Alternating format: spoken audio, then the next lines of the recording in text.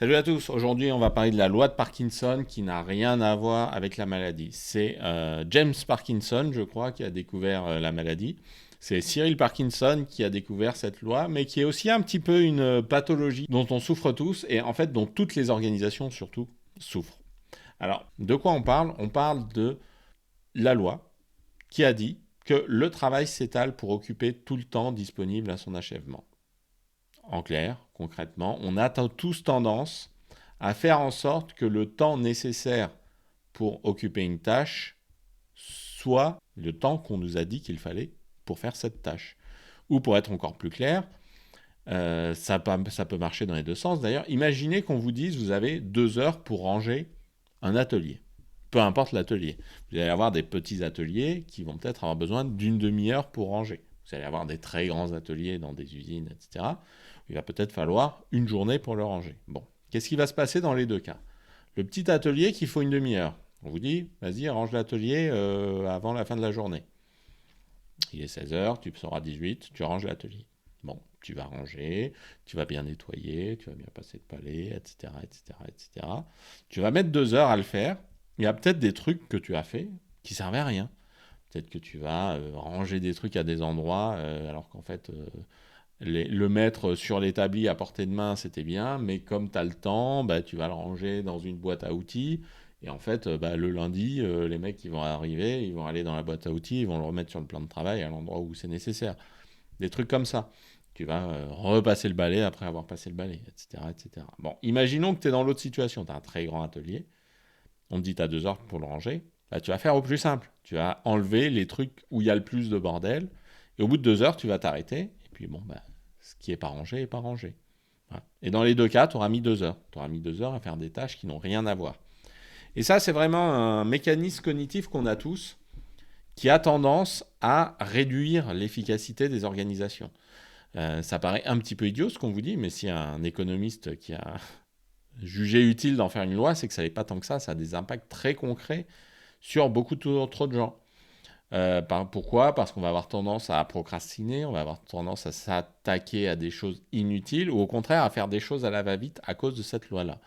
Bon, lui, la manière dont il a formulé, c'est souvent le fait que, justement, le travail s'étale pour occuper tout le temps disponible. On va se rajouter des tâches inutiles, souvent, on va se mettre à faire des tâches plus lentement, parce qu'on va avoir tendance à suivre cet objectif. On m'a dit, fais cette tâche en 2 heures, je la fais en 2 heures. Peut-être que j'aurais fini en une demi-heure, mais j'ai pas envie là d'avoir l'air de rien foutre, etc. J'ai pas non plus envie qu'on me rajoute du boulot dessus. Donc inconsciemment, je vais l'étaler. Je vais cliquer plus lentement, je vais taper au clavier plus lentement. Au lieu de me relire une fois, si j'écris un truc, je vais me relire 2 fois, etc. etc. On a tous tendance à faire ça. Ça me concerne aussi, vous inquiétez pas. Je suis pas en train de vous expliquer que parce que je connais la loi de Parkinson, j'y échappe. C'est faux. J'y échappe pas, t'y échappes pas, personne n'y échappe. Donc, qu'est-ce que ça a comme impact concret? ben, On a cette tendance à faire les choses plus lentement à cause de la loi de Parkinson, tendance à accumuler du retard sur d'autres choses si on ne fait pas attention. Et ça a souvent tendance aussi à augmenter notre stress par rapport à l'ensemble des choses qu'on a à faire. Parce que, voilà, imaginons que vous ayez 10 choses à faire dans une semaine. Vous allez inconsciemment vous dire, bon ben voilà, moi je suis à 40 heures, chacune de ces choses va me prendre 4 heures. Et vous allez mettre 4 heures à la première, mettre 4 heures à la deuxième, etc. etc. Peut-être qu'à la troisième, il en fallait 6. Donc vous allez mettre 6 heures à le faire. Et du coup, bah, vous allez avoir l'impression que toutes les tâches qui viennent après, vous n'avez pas le temps. Alors qu'en fait, peut-être que si. Mais comme vous n'avez pas forcément bien prévu, vous avez des durées en tête qui ne sont pas justes, etc. Et comme vous êtes inefficace sur certaines tâches qui devraient être moins bien faites, bah, vous allez avoir tendance à être globalement moins efficace que si vous n'aviez pas en tête cette idée de il me faut tant de temps par tâche. Donc même si vous n'avez pas un planning bien défini, la loi de Parkinson peut diminuer votre efficacité. Et effectivement, euh, quand vous avez des projets définis avec des temporalités, ce qui va se passer souvent en gestion de projet, c'est que vous allez avoir une tendance à l'inflation constante du temps estimé pour des tâches. Pourquoi? Je vais vous expliquer très simplement. Imaginons dans le cadre du développement. On va demander à un développeur combien de temps il faut pour faire tel écran. Voilà. Il va vous dire, il me faut une journée. par exemple. Bon. Lui, il va se prévoir une petite marge dans sa journée. En fait, il s'est dit 6 heures, mais il vous dit une journée. Puis vous, en tant que chef de projet, vous allez dire, bon, il m'a dit une journée, mais bon, je sais qu'ils sont un peu mauvais en estimation, donc je vais lui mettre une journée et demie. Peut-être que vous allez dire ça à votre manager qui, lui, va compter 2 jours pour le facturer au client. Ok. Et donc, vous allez faire un planning. Et dans ce planning, vous allez dire, bon, bah, on a prévu 2 jours, on va passer 2 jours. Le développeur, il récupère le truc, il va dire, ah, ils ont prévu 2 jours, j'avais dit une journée. Ah, c'est peut-être que j'ai mal compris, peut-être qu'il faut faire plus compliqué. Et il va trouver des trucs compliqués à faire, il n'y a pas de problème. Ou il va travailler plus lentement en se disant qu'il a le temps, bref. Mais dans tous les cas, le temps de marge que vous avez pris, à la fin, il n'existera pas. Il n'existera pas parce que vous avez communiqué à des gens qu'il existait. Et c'est quelque chose qui existe vraiment. C'est un vrai phénomène qui arrive tout le temps en gestion de projet. Donc faites attention à ça. Et ça a des impacts beaucoup plus larges. Parce que dans une grande entreprise, dans une administration, dans un groupe humain quelconque organisé autour du travail, ça va entraîner mécaniquement une croissance constante du temps nécessaire pour faire des choses qui pourtant paraissent simples à quelqu'un qui ne connaît pas, qui n'est pas dans une organisation. Et on va avoir d'un côté les gens qui vont moins travailler, ou travailler moins durement, moins efficacement, parce qu'ils savent que on va leur demander de faire ça en tant de temps et puis qu'ils ne se stressent pas. Il y a des gens qui vont s'être inventés des procédures de contrôle, des tâches en plus, etc., pour occuper le temps disponible pour faire leur projet. Et ils vont s'imaginer que ces choses-là sont normales au bout d'un certain temps, voire sont utiles, quand bien même, en fait, c'était que pour occuper du temps qu'ils faisaient ça, inconsciemment, hein, toujours. Je pars du principe que tous ces gens dont je vous parle sont de bonne volonté. Et si on leur met un truc en plus, ils vont dire, j'ai pas le temps de le faire. J'ai pas le temps de le faire. Et donc, on va recruter quelqu'un d'autre. Et cette personne, elle va s'ennuyer la moitié du temps. Donc, elle va avoir tendance à étaler ses tâches. Et en étalant ses tâches, à être moins efficace, moins productive. Au fur et à mesure, toute organisation finit en se rajoutant des procédures, en se rajoutant des tâches inutiles, en se rajoutant des points de contrôle, ou en prenant collectivement l'habitude de travailler moins vite, finit par étaler aussi loin que peut se le permettre l'organisation, le temps nécessaire pour faire toutes les tâches. Alors là, je vous parle de choses qui peuvent durer des décennies. Hein.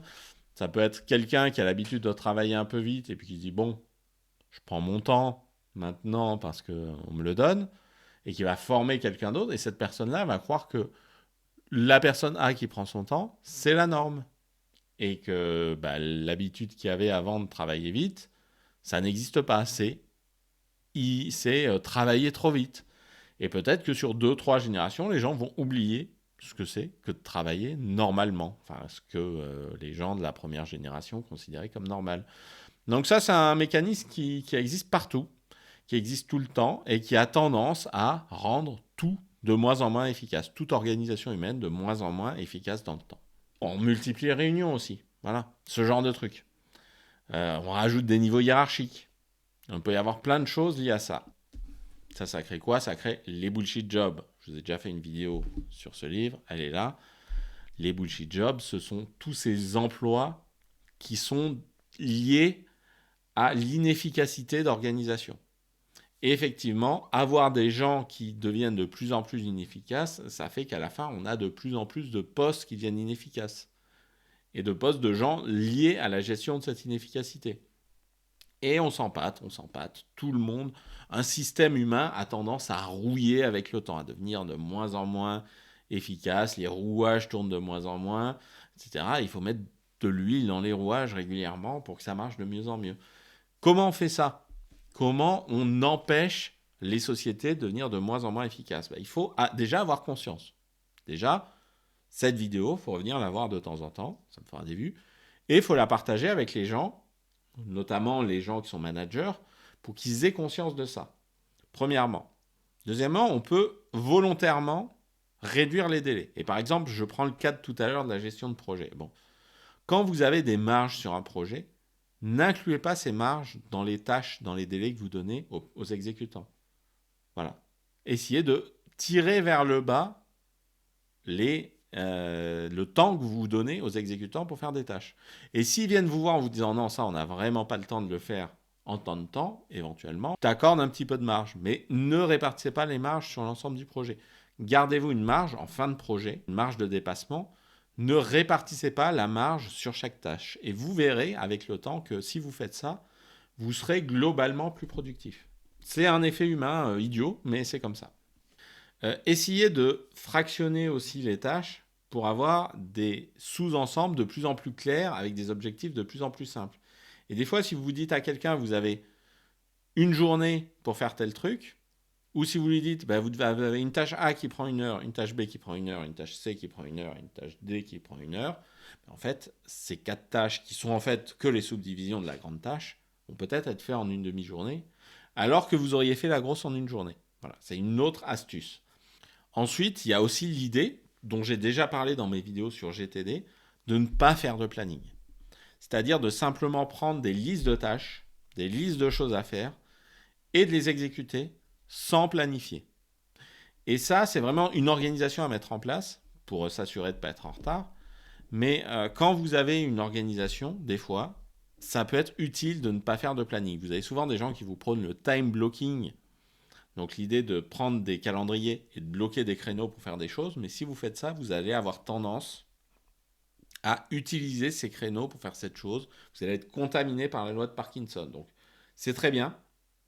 C'est très bien de se caler des créneaux. Mais moi, ce que je fais, c'est que je ne cale pas des créneaux pour des tâches. Je cale des créneaux pour des thématiques. Pour des thématiques dans mon organisation hebdomadaire, des choses que je ne veux pas oublier de faire. Je me mets quelques créneaux dans la semaine qui sont dédiés à ces thématiques-là. Et je les exécute. Par contre, les tâches, j'ai plutôt tendance à les mettre en pile et à ne pas me caler de créneaux pour faire telle ou telle tâche, mais plutôt à, quand j'ai le temps, travailler sur telle tâche, travailler sur telle thématique et la faire dans l'ordre un petit peu de priorité. Voilà. Ça évite d'être trop contaminé, en tout cas trop au quotidien sur la loi de Parkinson. Alors que si vous calez dans votre agenda 8 créneaux d'1 heure pour faire 8 tâches, c'est très probable que vous allez faire que ces 8 tâches. Peut-être que si vous aviez fait une pile avec toutes vos tâches à faire, vous aurez traité les 9, 10, 12 premières au lieu de traiter ces 8-là. Donc petite astuce aussi. Et très régulièrement, il faut vérifier ce que vous faites.